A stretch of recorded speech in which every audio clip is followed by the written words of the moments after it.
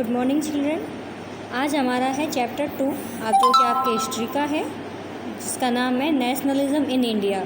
Okay, firstly हम देखेंगे contents इसमें क्या क्या है। हम देखेंगे introduction, first world war, Khilafat and non cooperation movement जो हुए, different stands within the movement, civil disobedience movement देखेंगे, नागरिक अविज्ञा आंदोलन, the sense of collective belonging जो एक पूरी कलेक्टिव बिलोंगिंग समूह की जो भावना होती है वो हम देखेंगे।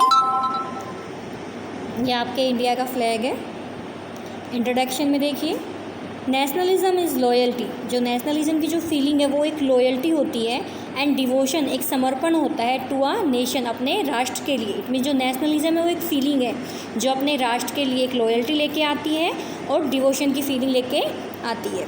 इन this chapter we will pick up the story from the 1920s। इस चैप्टर में हम 1920s की स्टोरी को देखेंगे, and the study in the non cooperation movement, और जो नॉन कोऑपरेशन मूवमेंट जो असहयोग आंदोलन था उसको हम देखेंगे जो कि गांधी जी ने चलाया था, एंड सिविल डिसओबीडियंस मूवमेंट हम देखेंगे, नागरिक अवज्ञा आंदोलन। डिसओबीडियंस, अवज्ञा, इट मीन्स आज्ञा ना करने वाला। We will learn that how different social groups participated in the movement. हम ये देखेंगे इस चैप्टर में कि हाउ, कैसे डिफरेंट सोशल ग्रुप्स जो हैं वो इन सभी मूवमेंट्स में पार्टिसिपेट करेंगे। बिटवीन द टू, इनके बीच में, द नेशनलिस्ट राष्ट्रवादी एंड द इम्पेरियलिस्ट साम्राज्यवादी, there is no meeting ground, ये हम देखेंगे। The first world war, Khilafat and non cooperation movement. First world war देखेंगे हम, प्रथम विश्व युद्ध, फिर हम खिलाफत और असहयोग आंदोलन देखेंगे। द फर्स्ट वर्ल्ड वॉर, हम प्रथम विश्व युद्ध की बात कर रहे हैं जो कि 1914 से 1918 तक चला था। World war first broke out in 1914, 1914 में फर्स्ट वर्ल्ड वॉर स्टार्ट हुआ। India was under British rule, जो इंडिया है वो ब्रिटिश रूल के अंडर में था, आप सभी को पता है। 1600 में ब्रिटिश ईस्ट इंडिया कंपनी आई थी। उसके बाद बक्सर के युद्ध के बाद 1764 के बाद ब्रिटिशर्स ने या ईस्ट इंडिया कंपनी ने हमारे इंडिया के ऊपर अपना अधिकार कर लिया था। कम से कम 200 सालों तक हम उसके उपनिवेश बन के रहे हैं, गुलामी के अंदर हम लोगों ने सफ़र किया है। इंक्रीज़ इन डिफेंस, अब उस टाइम पे क्या हुआ इंडिया में फर्स्ट वर्ल्ड वॉर के टाइम पे, क्या क्या इंसिडेंट्स हुए, क्या क्या घटनाएं हुई, हम देखेंगे। India was under British rule, okay. Increase in defence expenditure led to increase in taxes in India. उस टाइम पे इंडिया में जो डिफेंस एक्सपेंडिचर था, जो रक्षा का जो खर्च था वो बहुत ज़्यादा इंक्रीज़ किया गया। जो कैसे, उससे इंडिया में जो टैक्सेस हैं वो भी इंक्रीज़ किए गए, क्योंकि फर्स्ट वर्ल्ड वॉर हो रखा था और ब्रिटेन जो है वो उसमें बिजी था, तो उसको डिफेंस एक्सपेंडिचर बढ़ाना था, रक्षा का खर्च, ठीक है। इससे इंडिया में जितने भी टैक्सेस थे वो हाई लेवल के हो गए, इंक्रीज़ कर दिए गए सारे taxes.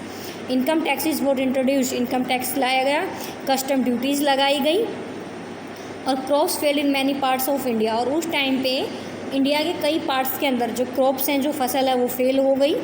This led to a shortage of food. अब क्रॉप्स फेल हो गई तो इसका मतलब फूड की क्या हो गई, शॉर्टेज हो गई, बहुत ज़्यादा कमी आ गई। आगे है the first world war, through the war years increase in doubling between 1913 and 1918 leading to the extreme hardship for the common people. देखिए वॉर के टाइम के समय जो डबलिंग हुई हर एक चीज़ की, 1913 से 1918 के बीच में टैक्सेस इंक्रीज हो गए, डिफेंस एक्सपेंडिचर काफ़ी हाई हो गया, कस्टम ड्यूटीज़ बढ़ा दी गई, शॉर्टेज ऑफ फूड, खाने की कमी भी हो गई। तो ये जब जो हुआ, इससे एक्सट्रीम हार्ड से बहुत ही कठिनाई हुई हाई लेवल की कॉमन पीपल्स को। People hoped that hardship would end after the war was over. Peoples को आशा थी कि ठीक है, जो ये हार्डशिप है, जो ये कठिनाई है, जो ये समय है, वो फर्स्ट वर्ल्ड वॉर के बाद ओवर हो जाएगा। But that did not happen, लेकिन ऐसा कुछ भी नहीं हुआ। It means first world war के बाद ऐसा कुछ नहीं हुआ। ये देखिए during first world war pictures दिखाई हुई हैं, इधर ये क्रॉप्स फेलियर्स ऑफ फार्मर्स दिखाया हुआ है, ठीक है। अब हम देखेंगे आइडिया ऑफ सत्याग्रह कि ये आइडिया ऑफ सत्याग्रह कहाँ से आया, कौन इसको लेके आए, फर्स्ट एक्सपेरिमेंट कहाँ पर हुआ, फिर इंडिया में कहाँ हुआ। सत्याग्रह इज़ एन आइडिया, सत्याग्रह एक विचार था, by which a fight for truth, जो कि सच के लिए लड़ाई करने के लिए था, सत्य के लिए, कॉज और अगेंस्ट इनजस्टिस, जो कि अन्याय के खिलाफ था, is fought without any violence, और ये बिना हिंसा के लड़ा गया। इट मीन्स सत्याग्रह एक विचार था जो कि लड़ा गया सच के लिए और न्याय के खिलाफ, और ये बिना हिंसा के, विदाउट वायलेंस लड़ा गया। Mahatma Gandhi come back to India in 1915। देखिए, महात्मा गांधी जी साउथ अफ्रीका से 9 जनवरी 1915 को वापस आते हैं। उस दिन हमारे इंडिया के अंदर 9 जनवरी को प्रवासी भारतीय दिवस मनाया जाता है, अभी भी मनाया जाता है every year. He introduce this concept his stay in South Africa. Satyagraha का कंसेप्ट सबसे पहले महात्मा गांधी जी साउथ अफ्रीका में लेके आए थे। He organise several satyagraha in India. इसके बाद जब वो इंडिया आते हैं 9 जनवरी 1915 को, तो इंडिया में भी वो अनेक सत्याग्रह आंदोलन करते हैं। चंपारण सत्याग्रह 1916, अहमदाबाद मिल स्ट्राइक इन 1918। देखिए, सबसे पहला सत्याग्रह चंपारण होता है जो कि 1916 में किया जाता है। चंपारण एट प्रेजेंट कहाँ है? बिहार में। अहमदाबाद आपको पता है गुजरात में, और खेड़ा आंदोलन भी हुआ था 1918 में जो कि कहाँ है? गुजरात में। ओके, आगे हम देखेंगे, ये पिक्चर्स दिखाई हुई है सत्याग्रह इन इंडिया की, महात्मा गांधी जी की। यहाँ पे महात्मा गांधी जी ने कोटेशन भी दी हुई है, satyagraha does not depend on outside help, कि जो सत्याग्रह है वो बाहर वाली हेल्प के ऊपर डिपेंड नहीं है। It derives all its strength from with in. Okay, Champaran movement दिखाया हुआ है इस पिक्चर में। महात्मा गांधी जी के पास नीचे जवाहरलाल नेहरू जी बैठे हैं। रोल्ट एक्ट, रोल्ट एक्ट जो है ब्रिटिशर्स के द्वारा लाया गया था 1919 में, 1919 में। This act authorise the British officers, ये ब्रिटिश अधिकारी लेके आए थे, to imprison any Indian political leader for 2 years without any trial. देखिए, बिना किसी ट्रायल के, बिना किसी कानूनी कार्रवाई के, अगर किसी के ऊपर ब्रिटिशर्स ऑफिसर्स को शक है तो वो सिर्फ शक के आधार पर उनको 2 साल के लिए, किनको? इंडियन पॉलिटिकल लीडर्स को, भारतीय राजनीतिक नेताओं को 2 साल के लिए सिर्फ शक के आधार पर विदाउट एनी ट्रायल जेल में डाल सकते थे। इस एक्ट के द्वारा उनको ये राइट दिया गया। इसको नो वकील नो दलील, ये आंदोलन भी इसको कहा जाता है कि ना वकील ना दलील ना, ठीक है। MK Gandhi came out with Rowlatt act satyagraha 1919। फिर महात्मा गांधी जी आते हैं 1919 में, सत्याग्रह करते हैं। शॉप्स वर क्लोज डाउन, शॉप्स बंद कर दी जाती हैं। रैलीज वर ऑर्गेनाइज, रैली ऑर्गेनाइज की जाती है इस कानून के विरोध में कि ये कानून गलत है, क्योंकि सिर्फ इंडियन लीडर्स को ही जेल में डाल सकते थे 2 साल के लिए। सारा ये इंडियंस के ऊपर ही एक्ट लागू कर रखे थे इन्होंने। पीपल वेंट ऑन स्ट्राइक्स, लोग हड़ताल करते हैं, रैलीज करते हैं, शॉप्स को बंद कर दिया जाता है। आगे हम देखेंगे, टू क्रश द मूवमेंट। अब ये तो इंडियंस कर रहे हैं, तो ब्रिटिशर्स भी तो इसके जवाब में कुछ करेंगे। ब्रिटिशर्स इसको दबाएंगे, ऐसा तो नहीं है कि इंडियंस कुछ करेंगे और वो देखते रहेंगे। British government imposed martial law. अब इस मूवमेंट को क्रश करने के लिए, दबाने के लिए ब्रिटिश सरकार ने मार्शल लॉ लेके आई, ठीक है। सेना मार्शल लॉ होता है ना। जनरल डायर टू कमांड, और मार्शल लॉ को कमांड करने वाले कौन थे? General Dyer. Okay, on the day of 13 April 1919, बहुत इंपॉर्टेंट दिन है ये, 13 अप्रैल 1919 का दिन है। बैसाखी थी उस दिन, बैसाखी का फेयर मेला था। Was organise in Jallianwala Bagh in Amritsar.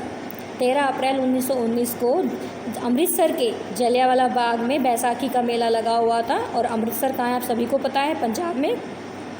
General Dyer order to close all exit gets.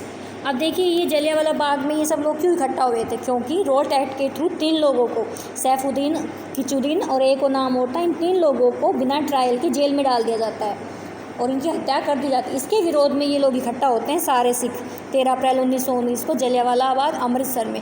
और ये शांतिपूर्वक सभा कर रहे होते हैं, इनका कोई दोष नहीं होता है। इतने में जनरल डायर आते हैं और ऑर्डर डेट, पहले तो जितने भी एग्जिट गेट्स हैं उनको वो क्लोज़ करवा देता है, बंद करवा देता है। He open fire on the crowd, और वो ऑर्डर देता है कि ओपन फायर करो भीड़ के ऊपर, पूरी क्राउड के ऊपर विदाउट वार्निंग ओपन फायरिंग की जाती है। हंड्रेड्स ऑफ इंडियन डाइड, उसमें बहुत सारे भारतीयों की मृत्यु हो जाती है, डेथ हो जाती है। Indians started to attack the government buildings. इसके बाद इंडियंस क्या करते हैं, जो गवर्नमेंट है उसकी बिल्डिंग्स को अटैक करना स्टार्ट कर देते हैं।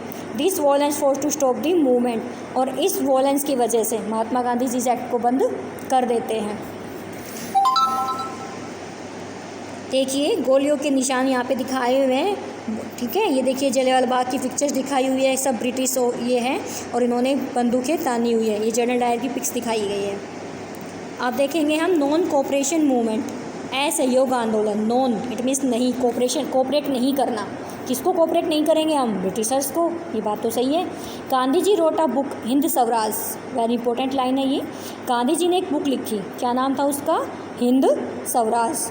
इन विच, जिसमें उन्होंने लिखा, ही रोट, क्या लिखा, that if Indian started to non cooperate with Britishers, कि अगर भारतीय ब्रिटिशर्स के साथ नॉन कोऑपरेट करेंगे, इट मीन्स उनके साथ कोऑपरेशन नहीं करेंगे, देन तब India will be independent in first year, कि एक ही साल के अंदर भारत आज़ाद हो जाएगा अगर वो इंडियंस के साथ ब्रिटिशर्स के साथ कोऑपरेट नहीं करेंगे। To bring Hindus and Muslims together, Gandhi ji Hindu और मुस्लिम को एक साथ लेके आए। गांधी जी मेट मोहम्मद अली एंड शौकत अली, गांधी जी मोहम्मद अली और शौकत अली से मिलते हैं, ये दोनों खिलाफत आंदोलन के लीडर्स थे। फर्दर, इसके बाद the movement was renamed as non cooperation Khilafat movement, बाद में जो भी शौकत अली और मोहम्मद अली से मिलते हैं तो इस आंदोलन का नाम चेंज कर देते हैं और क्या रख देते हैं, खिलाफत। ओके, आगे हम देखेंगे, एक पिक्चर्स यहाँ पे दिखाई हुई हैं, आगे देखिए।